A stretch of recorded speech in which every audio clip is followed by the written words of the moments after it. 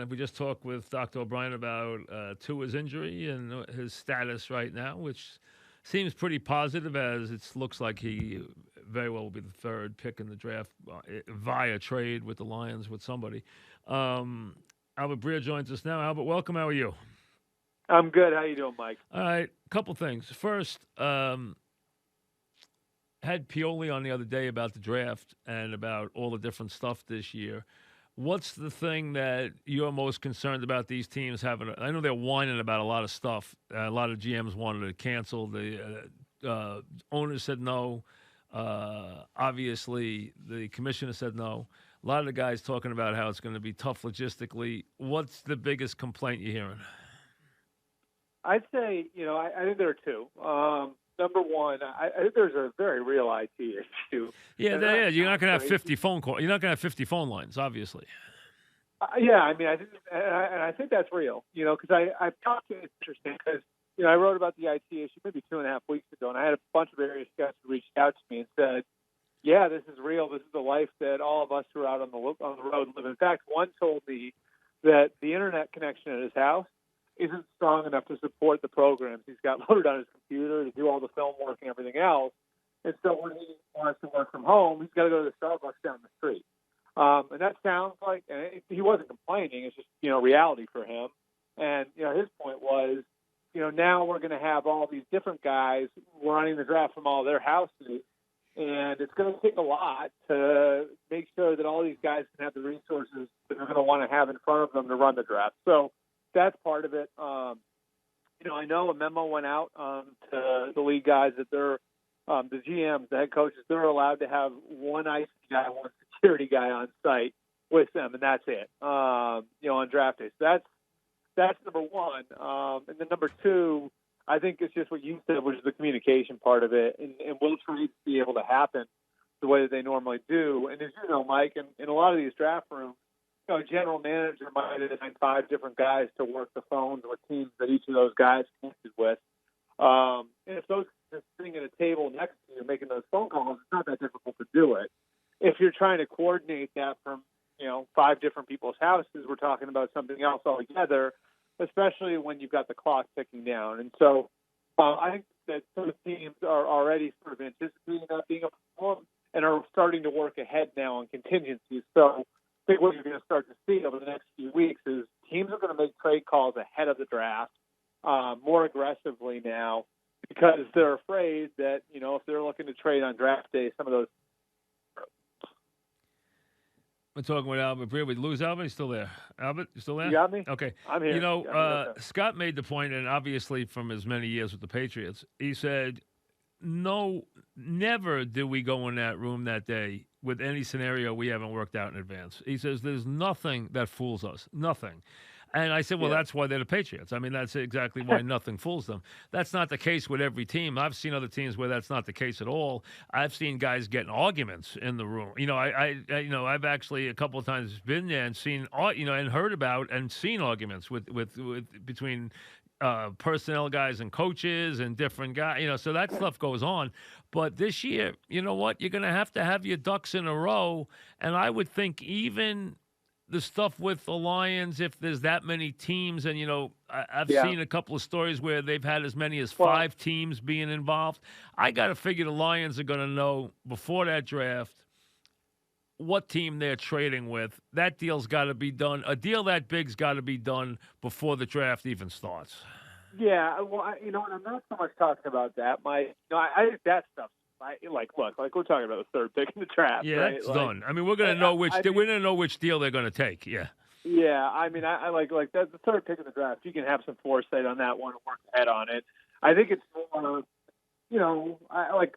Say CeeDee Lamb drops to 20. Yeah. Or say. Yeah, I agree. And with a wide receiver, that could definitely happen. And somebody's looking to trade up. Right. And those trades, they could get 5 or 6 offers. Absolutely, that's true. Right.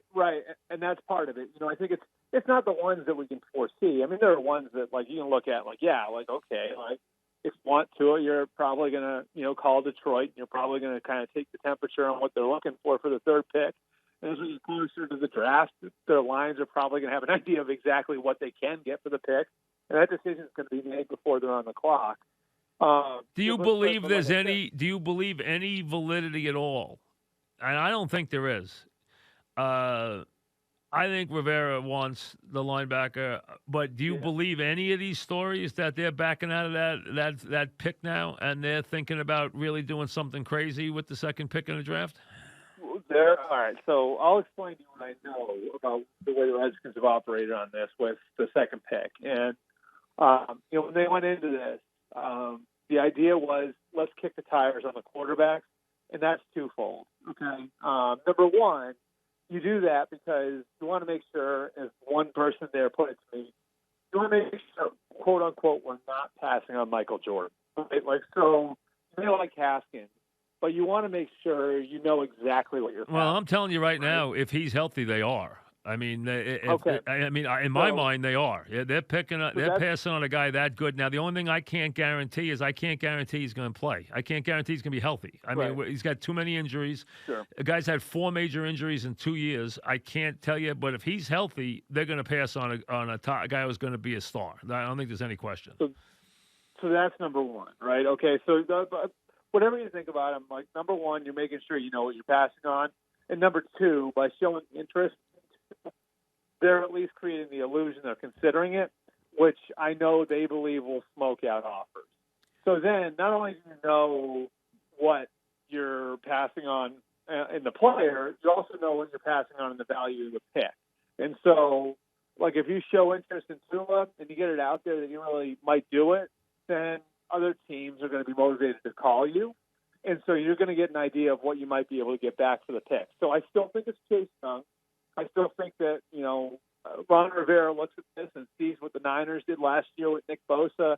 And like the Niners, they've got all these first-round picks on their defensive line with Deron Payne and Jonathan Allen and Montez Sweat and Ryan Kerrigan. And they could, certainly you could sit there and say, if we take Chase Young, it's going to put us over the top as far as our D-line goes.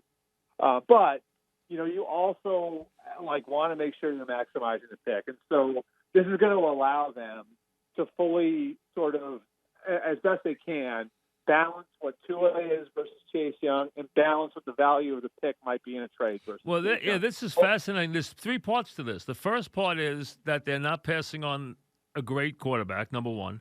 Number two, there's a chance you could really love the quarterback and even love Chase Young more and say Chase Young's going to be the best linebacker, edge rusher to come in the league since, whatever guy you want to name. He's going to be a first team All-Pro, wreak havoc, be a defensive player of the year kind of player, which some people think he is. I don't happen to be one of those. Well, but I mean, so if you think he's that good, then you got to make that pick. So it's an interesting thing. Some people love Young that much. Some people love Tua that much. Some people are down on Tua physically. I don't know where some guys are on you. I think some people think Young's clock doesn't always. I mean, that is his level of intensity isn't always there. That you hear that a little bit. But remember, I go back, Albert, where I know guys who said that about Lawrence Taylor.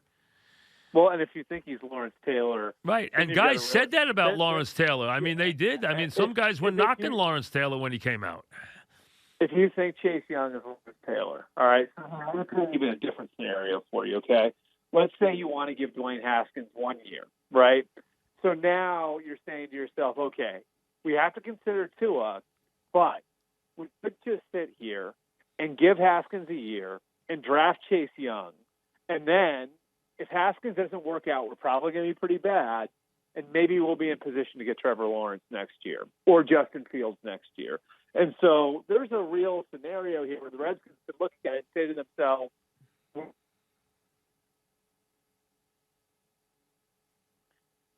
20.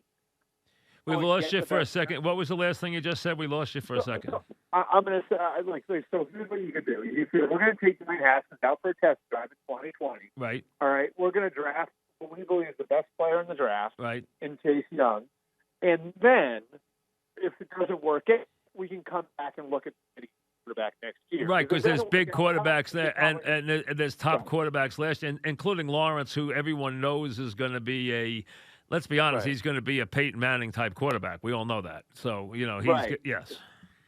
So that's the thing. So So if you're the Redskins, you could look at this and say, we may have something in Haskins, we may not. But let's get him in our system. Let's see how it works. We'll give it a year.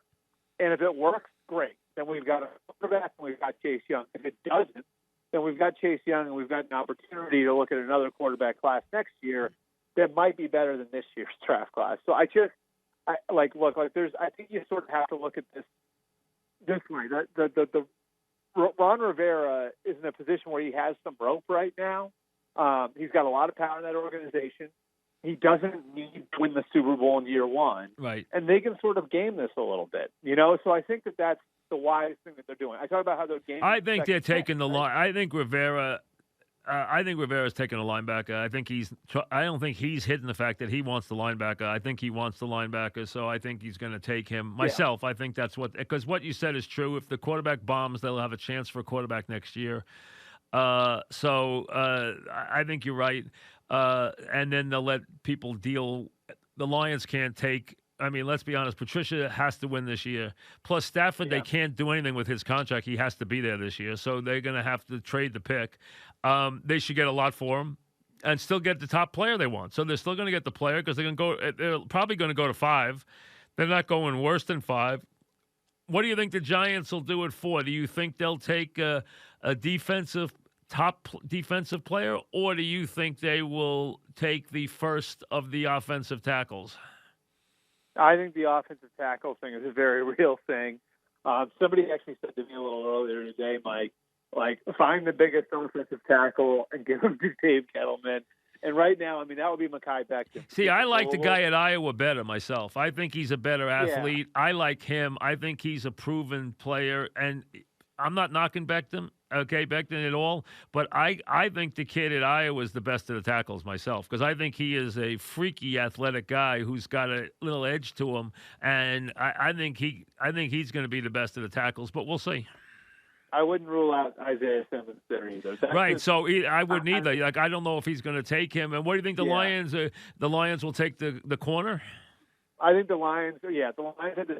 I think they'd probably take the corner, and that would put the Giants in a position to pick between either Simmons or an offensive tackle. That to me, like, if everything were to stay static, and I mean, I don't think it's likely that there are no trades in the first 3 or 4 picks, but if there weren't any trades, well, let's say the Dolphins have to get up. Let's say the Lions go to 5, they'll still wind up probably with the corner anyway. So the Giants aren't going to take the corner, and that's what the Lions are looking at right now. And they can get the Dolphins' second round pick and right there pick up another top player.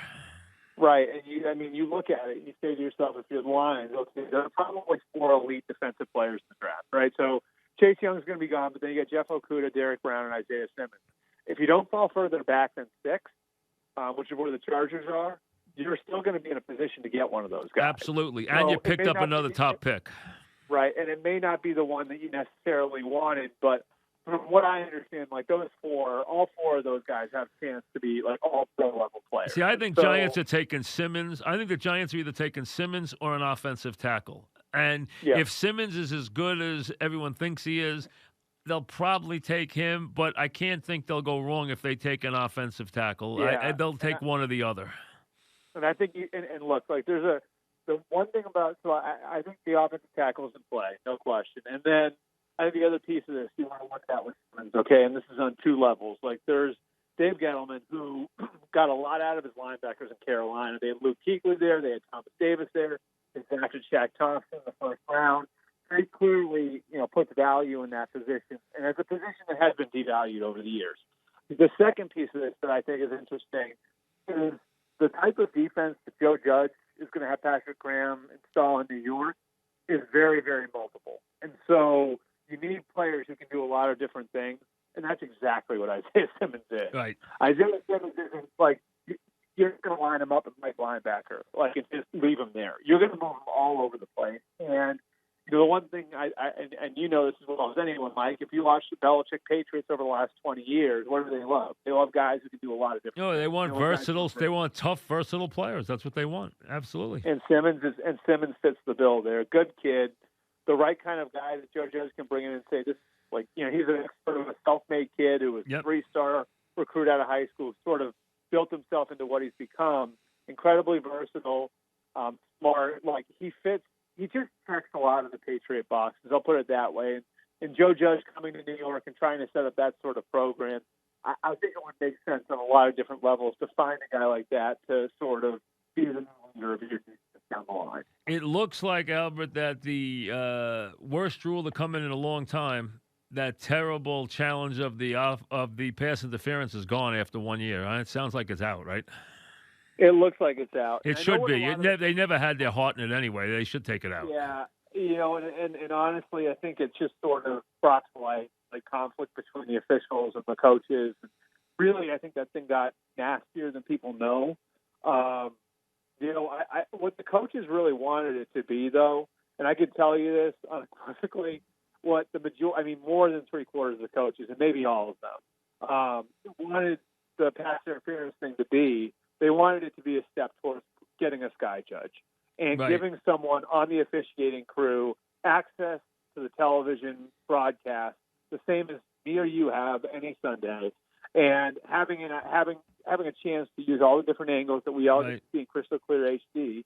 And so if the sky judge goes in, I think the coaches, who are the ones that sort of pushed the PI thing last year, are going to be happy. Well, you think the sky judge or the star, whatever you want to call it, you think that guy is ready to get moved in this year? A guy who has all the technical capabilities to overlook everything? You think he's going to get moved in this year? I would not be surprised. So, listen, here's what the Ravens and the Chargers were responsible for proposing this. The way the Ravens and Chargers are proposing it, the guy would not have an ability to stop the game, right? And the guy would be underneath the referee. So he's reporting to the referee. He's an aide to the referee. He's a technological aide to the referee. Yes. Which to me, Mike, makes all the sense in the world. If you have somebody who can buzz down to the ref, who can say, and look, the and he's working. His job is to make the ref look good. That's his job. Right. And the ref is going to sit. If we can give the officials the benefit that, tens of millions of Americans have every game they watch, right? Yep. Sitting there on your couch, you have the benefit of all these different angles of crystal clear HD. If you can give the officials that benefit, why won't you do it? And he's got a relationship with each official. They work as a team. The referee and he work as a team every week, so he knows how to work that referee. He knows what that referee likes. He knows how to work with that referee. He knows, and that's his guy. They're a team. And it works for the coaches and the guys in the field, too, because now that guy's in the stadium, he's part of the crew, so he's accountable to the coaching staff. I also know that what Vrabel did this year is out. He got away with it last year, but the Vrabel, the back-to-back penalties to kill time off the clock without any plays is gone. That's out. They're not letting them do that again. That's going to be gone. Yes. Yeah, that's gone. Belichick did that. He did somebody else earlier in the year. Yep. The Jets? He did it to somebody else. Yeah, he did it to the Jets, and then Vrabel did it to him. Turned the table. Yeah. So it was.